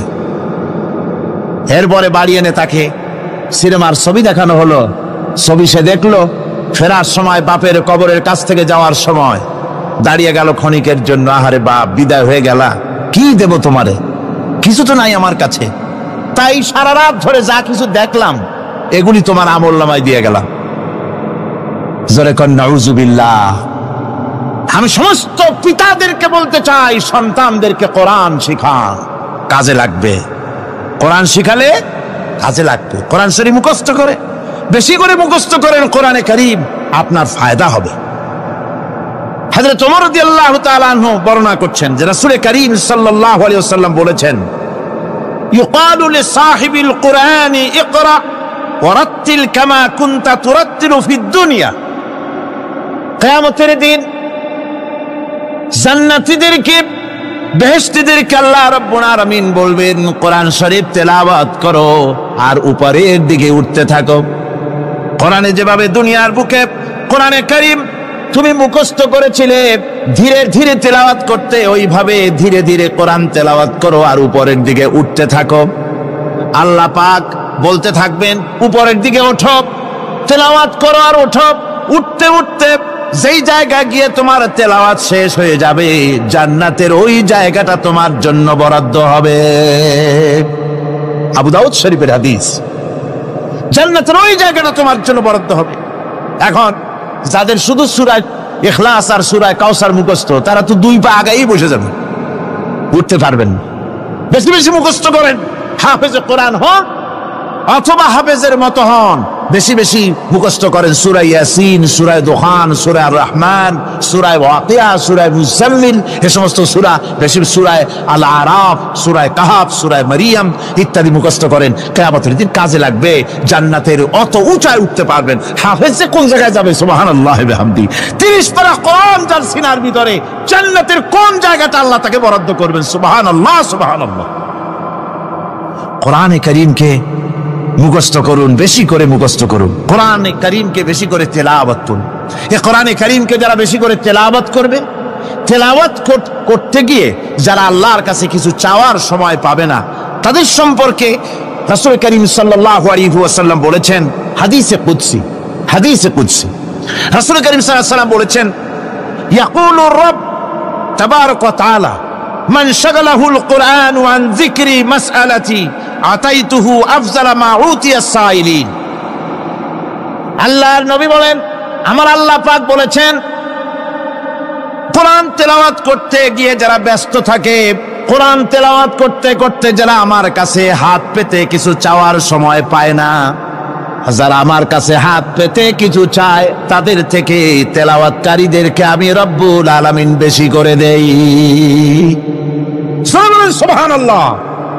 কোরআন তেলাওয়াত করতে করতে যারা আল্লাহর কাছে হাত পেতে চাওয়ার সময় পায় না, আল্লাহ পাক বলেন যারা চায় তাদের থেকে তেলাওয়াতকারীকে আমি বেশি দেই। আমার বন্ধুগণ, শুধু তাই নয়, এই কোরআনে কারীম যারা তেলাওয়াত করবে, আমল করবে, কিয়ামতের দিন তার মা বাবার মাথার উপরে আল্লাহ রাব্বুল আলামিন, আবু দাউদ শরীফের হাদিসে এসেছে, তার মা বাপের মাথার উপরে নূরের টুপি পরিধান করানো হবে। এমন নূরের টুপি, এমন নূরের তাজ পরানো হবে, চন্দ্র সূর্যের আলোকে ম্লান করে দেবে। হাসরবাসীরা প্রশ্ন করবেন, এ লোকটি কে? কোন ফেরেশতা নাকি বলে না, কোন নবী নাকি বলে না, তবে কি ইনি কে? জবাব হবে, ইনি হচ্ছেন সেই ব্যক্তি যিনি তার সন্তানদেরকে কোরআন শিখিয়েছিলেন। কোরআন শিখানোর কারণে আল্লাহ রাব্বুল আলামিন আজ তার মা বাপের মাথার উপরে নূরের টুপি পরিধান করে হাসরের ভিতরে মর্যাদা দিলেন। কিয়ামতের দিন দুনিয়াও মর্যাদা পাওয়া যাবে, আখিরাতেও মর্যাদা পাওয়া যাবে যদি কোরআনে কারীমকে তেলাওয়াত করা যায়, আমল করা যায়, বোঝা যায়, তাহলে এই সমস্ত নিয়ামত আল্লাহ পাক দান করবেন। সুতরাং এই এত বড় নিয়ামত থেকে আমরা যেন কেউ বঞ্চিত হয়ে না যাই। কোরআন হচ্ছে এমন এক কিতাব যার তাফসীর লেখা হয় নাই। পৃথিবীতে এমন কোনো ভাষা নাই, পৃথিবীর উল্লেখযোগ্য সবগুলি ভাষায় কোরআনে কারীমের তাফসীর লেখা হয়েছে, কিন্তু কোন মুফাসসির আজ পর্যন্ত কথা বলেন নাই যে আমি যে তাফসীর লিখছি এর চাইতে ভালো তাফসীর আর কেউ লিখতে পারেও না আর পারবেও না, এটা শেষ, আর তাফসীর লেখা লাগবে না। এ কথা কেউ বলতে পেরেছে? জোরে বলেন, পেরেছে? পারে নাই। তার কারণ কি? আল্লাহ রাব্বুল আলামিন বলেন, قُلْ لَوْ كَانَ الْبَحْرُ مِدَادًا لِكَلِمَاتِ رَبِّي لَنَفِدَ الْبَحْرُ قَبْلَ أَن تَنفَدَ كَلِمَاتُ رَبِّي وَلَوْ جِئْنَا بِمِثْلِهِ مَدَدًا। আল্লাহ পাক বলেন, নবী আপনি বলুন, আমার রবের কথাগুলি লেখার জন্য যদি সমুদ্রের পানিগুলি, সমুদ্রের সমস্ত পানিগুলি যদি কালিতে পরিণত হয়ে যায়, আর আমার রবের কথাগুলি যদি লেখা শুরু হয়ে যায়, আমার রবের কথাগুলি লেখার পূর্বে সমস্ত সমুদ্রের পানিগুলি শেষ হয়ে যাবে। তারপরে যদি আবার সমুদ্র ভরে দেওয়া হয়, আরো যদি লেখা হয়, তবুও আমার রবের কথা লেখা শেষ হবে না। আল্লাহ রাব্বুল আলামিন বলেন, ওয়ালাউ আন্নামা ফিল আরদি মিন শাজারাতিন আকলামু ওয়াল বাহরু ইয়ামুদ্দুহু মিন বা'দিহি সাবআতু আবহুরিম মা নাফিদাত কালিমাতুল্লাহ। আল্লাহ রাব্বুল আলামিন বলেন, মা নাফিদাত কালিমাতুল্লাহ, আল্লাহ পাক বলেন 7টা সমুদ্রের পানি যদি একত্রিত করা হয়, 7টা সমুদ্রের পানি যদি এক জায়গায় করা হয়, এই পানিগুলি যদি কালিতে পরিণত হয়ে যায়, আর পৃথিবীর সমস্ত গাছগুলি যদি কলমে পরিণত হয়ে যায়, ওই গাছগুলি দিয়ে যদি ওই পানির কালি দিয়ে আমার প্রভুর কথা, আল্লাহ রাব্বুল আলামিনের কোরআনের কথা যদি লেখা শুরু হয়ে যায়, লিখতে লিখতে সমস্ত পানিগুলি গাছগুলি শেষ হয়ে যাবে, আল্লাহ পাকের কালামের ব্যাখ্যা লেখা শেষ হবে না। মা নাফিদাত কালিমাতুল্লাহ, আল্লাহর কথা লেখা শেষ হবে না। এত বড় বিরাট আজিম কিতাব আল্লাহ পাক আমাদেরকে দান করেছেন, সুবহানাল্লাহ পড়েন। এই কিতাবের এত বড় গুরুভার আল্লাহ রাব্বুল আলামিন বলেছেন, লাউ আনজালনা হাযাল কুরআন আলা জাবালিন লারাআইতাহু খাশিআম মুতাসাদ্দিআম মিন খাশিয়াতিল্লাহ। আমি যদি এই কোরআনকে পর্বতের উপরে নাজিল করতাম, তাহলে তুমি দেখতে পেতে আমার ভয় ভীত সন্ত্রস্ত হয়ে পাহাড়গুলো চূর্ণ বিচূর্ণ হয়ে যেত। এত বড় আসিম কিতাব আমি তোমাদেরকে দান করেছি, যার গুরুভার বহন করতে কেউ রাজি হয়নি, পাহাড় পর্বত কেউ রাজি হয়নি, মানুষ রাজি হয়েছে। এই মানুষের উপরে আমি এটা অবতীর্ণ করেছি, গোটা বিশ্ববাসীর সামনে এই কিতাব আমি দিয়েছি তোমাদেরকে, এর দ্বারা হেদায়েত তোমরা গ্রহণ করবে। কিয়ামতের দিন আল্লাহর এই বিরাট নিয়ামত আমাদেরকে দান করলেন, আমরা এই নিয়ামতের না শকর করেছি, অর্থাৎ এই কোরআনকে আমরা ব্যবহার করেছি সঠিকভাবে করি নাই, বেঠিকভাবে করেছি। প্রথম দিন দ্বিতীয় দিন আমি বলেছি কোরআন শরীফকে শুধু তাবিজ তুমারের জন্য, শুধু সওয়াবের জন্য তেলাওয়াত করেছি। আসলে শুধু সওয়াবের জন্য তো আসেনি কোরআন। কোরআন বুঝতে হবে, আমল করতে হবে, তবে না শান্তি পাবো। আপনি যদি কোরআন হচ্ছে মানুষের জীবন সমস্যার সমাধানের গ্রন্থ, ওষুধ খেলে রোগ ভালো হয়। ওষুধ খেলে কি হয়? কেউ যদি সকাল বেলায় তসবিহ হাতে নিয়ে 500 বার পড়ে ওষুধ ওষুধ ওষুধ, 500 বার পড়লে রোগ কি ভালো হবে? বরং রোগ আরো বাড়তে পারে চিল্লাইতে চিল্লাইতে। শীতের জন্য লেপ গায়ে না দিয়া কেউ যদি চিল্লাইতে থাকে, জিকির করে লেপ্ত শোক লেপ্ত শোক লেপ্ত শোক, শীত কি বন্ধ হবে নাকি? পানির পিপাসায় ছটফট করে মানুষ যদি চিল্লায় পানি পানি পানি পানি পানি, পানির পিপাসা আরো বাড়বে। তাহলে কি বোঝা গেল? পিপাসা লাগলে পানি পান করতে হবে, শীত লাগলে কম্বলটা গায়ে দিতে হবে, রোগ হলে ওষুধটা খেতে হবে, তাহলে সব সমস্যার সমাধান হবে। অনুরূপ ভাবে আমরা শুধু কোরআনে কারীমকে তেলাওয়াত করি সওয়াবের নিয়তে, তার হুকুমগুলি জীবনের উপরে আমল করি না বলে আজকের জীবন আমাদের বিপর্যস্ত হয়েছে। ব্যক্তিতে, পরিবারে, রাষ্ট্রে শান্তি নাই, কোথাও শান্তি নাই এই কারণে। আর কিয়ামতের দিন রাসূল আসামি করবেন তাদেরকে যারা কোরআন অমান্য করেছে। রাসূল হবেন বাদী। বাদী হবেন কে? যারা বলেন কে বাদী হবেন? রাসূল। আসামি হবে কারা? যারা কোরআন ছেড়ে দিয়েছে। আল্লাহ রাব্বুল আলামিন বলেন, وقال الرسول يا رب إن قومي اتخذوا هذا القرآن مهجورا। কিয়ামতের দিন রাসূল আল্লাহর দরবারে ফরিয়াদ করবেন, আয় আমার রব, আয় আমার আল্লাহ তাআলা, এই সমস্ত লোকগুলি তোমার কালামকে, তোমার কোরআনকে অপ্রয়োজনীয় জিনিস বলে তারা পরিত্যাগ করেছিল। কোরআনকে অপ্রয়োজনীয় মনে করেছে, কোরআনের সাথে ঠাট্টা করেছে, বিদ্রুপ করেছে। কোরআন শিক্ষা ভিক্ষার ঝুলি, শেখার বুলি মনে করেছে। কোরআনের কোনো মূল্য দেয় নাই, কোরআনের কোনো দাম দেয়নি, কোরআনের সাথে ঠাট্টা করেছে, কোরআনের আইনের সাথে ঠাট্টা করেছে, বিদ্রুপ করেছে। আমার বন্ধুগণ, কিয়ামতের দিন যখন এরা উপস্থিত হবে আল্লাহর দরবারে, আল্লাহ রাব্বুল আলামিন কোরআনের সাথে যারা ঠাট্টা করেছে, বিদ্রুপ করেছে, কোরআনের আইনকে নিয়ে যারা ঠাট্টা বিদ্রুপ মজাক উড়াইছে, কিয়ামতের দিন তাদেরকে বলা হবে ওয়াকিলাল ইয়াউমা নানসাকুম কামা নাসিতুম লিকা ইয়াউমিকুম হাযা। কিয়ামতের দিন আল্লাহ রাব্বুল আলামিন কোরআনের ঠাট্টাকারী, কোরআনের বিদ্রুপকারী, কোরআনের আইনের অমান্যকারীদেরকে বলবেন আমি আজকে তোমাদের ভুলে গেলাম, যেমন করে তোমরা এই দিনে আমার সঙ্গে সাক্ষাৎকারের কথা ভুলে গিয়েছিলে। তোমরা যেমন আমার আজকের এই কিয়ামতের দিনের কথা যারা ভুলে গিয়েছিলে, আজকে আমিও তোমাদেরকে ভুলে গেলাম। এরপরে কি হবে? ওয়ামাওয়াকুমুন নার ওয়া মা লাকুম মিন নাসিরিন। আল্লাহ পাক বলেন এরপরে এদের জায়গা হবে জাহান্নাম, আর এদের সাহায্যকারীও কেউ থাকবে না, জাহান্নামে চিরকাল থাকতে হবে। এটা এই জন্য যে তারা আল্লাহর কোরআনের সঙ্গে ঠাট্টা করেছে, বিদ্রুপ করেছে, কোরআনের আইন মানে নাই, কোরআনের আইনকে অমান্য করে চলেছে। এই জন্য কিয়ামতের দিন আল্লাহ রাব্বুল আলামিন তাদেরকে শাস্তি প্রদান করবেন। কোরআন পৃথিবীর বুকে আল্লাহ নাজিল করেছেন, শুধু তেলাওয়াত করবেন ঝুলে ঝুলে, এজন্য নয়। কি জন্য নাজিল হলো? এবার উদ্দেশ্য শুনুন। আল্লাহ পাক বলেন আর রহমান আল্লামাল কোরআন। আল্লাহ রাব্বুল আলামিন তিনি হলেন এমন দয়াবান, এমন রহমান, যিনি কোরআন শিখালেন। কি কারণে শিখালেন? কোরআন নাজিলের উদ্দেশ্য কি? আল্লাহ পাক বলেন ইন্না আনজালনা ইলাইকাল কিতাবা বিল হাক্কি লিতাহকুমা বাইনান নাসি বিমা আরাকাল্লাহ। আল্লাহ পাক বলেন এই কিতাব আমি আপনার প্রতি অবতীর্ণ করেছি এই জন্যে যাতে করে আপনি আল্লাহর প্রদর্শিত এই বিধান অনুযায়ী মানুষের উপরে বিচার ফয়সালা করতে পারেন। মানুষের উপরে আইন চলবে আল্লাহ।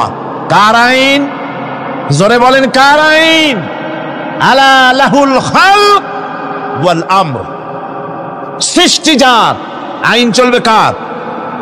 আল্লাহ পাক বলেন এই জন্য নাজিল করলাম, কোরআন নাজিল করেছি যাতে করে কোরআনের আইন দিয়ে বিচার ফয়সালা করতে পারেন, সেই জন্যই কোরআন নাজিল করলাম। আসলে আল্লাহ নবীর এই পৃথিবীতে আগমনের উদ্দেশ্য ওটাই ছিল। হুয়াল্লাযী আরসালা রাসূলাহু বিল হুদা ওয়া দীনিল হক লিইয়ুযহিরাহু আলাদ-দীনি কুল্লিহি ওয়া কাফা বিল্লাহি শাহীদা। আল্লাহ রাব্বুল আলামিন বলেন আমি আমার রাসূলকে দ্বীনে হক, সত্যের বিধান সহকারে দুনিয়ায় প্রেরণ করেছি। লিইয়ুযহিরাহু আলাদ-দীনি কুল্লিহি আয় লিইয়ুগলিবাহু আলা সাইরিল আদিয়ান। সমস্ত আদিয়ানে বাতিলের উপরে আমার দিনকে বিজয়ী করে দেওয়ার জন্য আমি রাসূলের কাছে কিতাব সহকারে তাকে অবতীর্ণ করেছি। এ দায়িত্ব শুধু মুহাম্মদ সাল্লাল্লাহু আলাইহি ওয়াসাল্লামের ছিল না, দুনিয়ার উপরে আল্লাহর দিন কায়েম করা, আল্লাহর বিধান অনুযায়ী মানুষের বিচার ফয়সালার দায়িত্ব শুধু মুহাম্মদ সাল্লাল্লাহু আলাইহি ওয়াসাল্লামের ছিল না, সমস্ত নবীদের ছিল। কাদের ছিল? সব নবীদের ছিল। فبعث الله النبيين مبشرين منذرين وأنزل معهم الكتاب بالحق ليحكم بين الناس।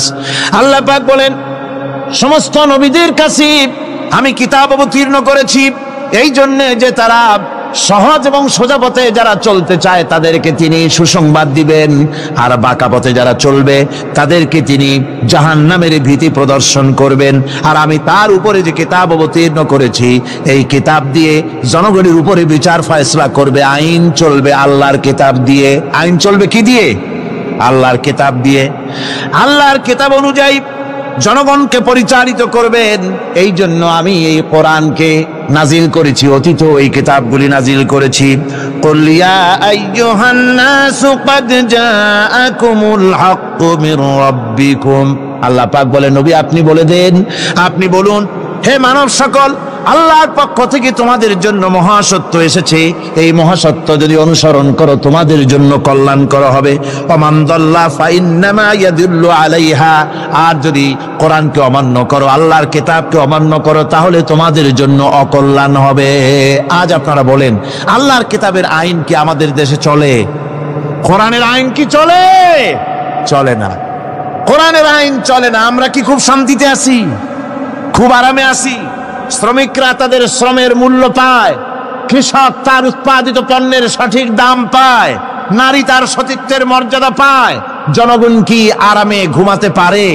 না, জনগণ রীতিমতো দুবেলা পেট পুরে সমস্ত জনগণ খেতে পারে। এর একমাত্র কারণ হচ্ছে কোরআনের আইনকে অমান্য করা হয়েছে। ভালো করে কান পেতে শুনুন, আল্লাহ রাব্বুল আলামিন কোরআনে কারীমের মধ্যে পরিষ্কার করে বলেছেন, ওয়ামান লাম ইয়াহকুম বিমা আনজালাল্লাহু ফাউলাইকা হুমুল কাফিরুন।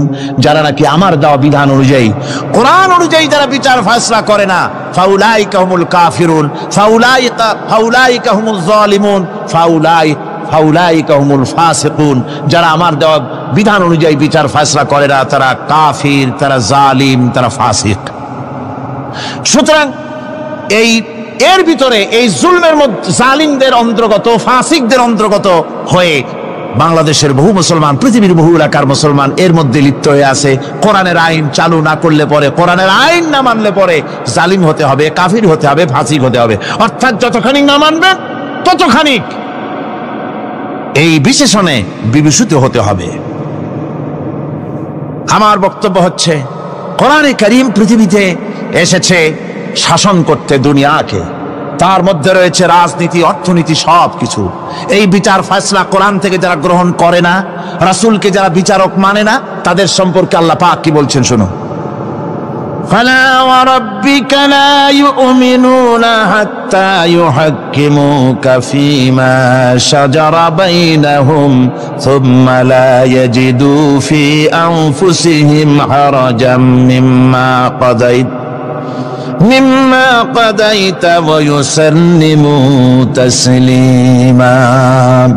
আল্লাহ রাব্বুল আলামিন বলেন, সালাম রব্বিক, কখনো নয় হে নবী, আপনার রবের কসম, কখনোই নয়, ওরা মুমিন নয় যারা নাকি তাদের জীবনের সব কিছুর ব্যাপারে যতক্ষণ পর্যন্ত আপনাকে বিচারক না মানে, আপনার দেওয়া ফয়সালাকে গ্রহণ না করে, এবং আপনি বিচার করার পর ফয়সালা দেওয়ার পরে এটার উপরে দ্বিধাহীন চিত্তে মেনে যতক্ষণ না নিবে, ততক্ষণ পর্যন্ত তারা যত ঈমানের দাবি করুক, তারা আসলে মুমিন না। এ ফতোয়া কার? এ ফতোয়া কার? আল্লাহ রাব্বুল আলামিনের ফতোয়া। কখনো মুমিন হতে পারবে না যারা রাসূলুল্লাহকে ফয়সালাকারী হিসেবে গ্রহণ না করবে, কোরআনকে সংবিধানের উৎস হিসেবে গ্রহণ না করবে। রব্বানা যালামনা আনফুসানা ওয়া ইন লাম তাগফির লানা ওয়া তারহামনা লানাকুনান্না মিনাল খাসিরিন।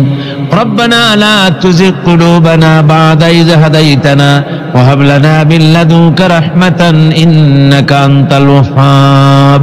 আয় আল্লাহ তাআলা, হাজার হাজার মুসলমান নরনারী ঠান্ডাকে উপেক্ষা করে তোমার দ্বীনের কথা শোনার জন্য, কোরআনে কারীমের কথা শোনার জন্য এই মাঠে এসে হাজির হয়েছে।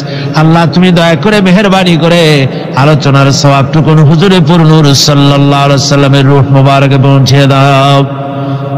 রব্বুল আলামিন, আমাদের মধ্য থেকে যাদের মা বাপ দুনিয়া থেকে জনমের মতো বিদায় হয়ে গেছে, আল্লাহ কবরে যদি আযাব থাকে দয়া করে আযাব মাফ করে দাও।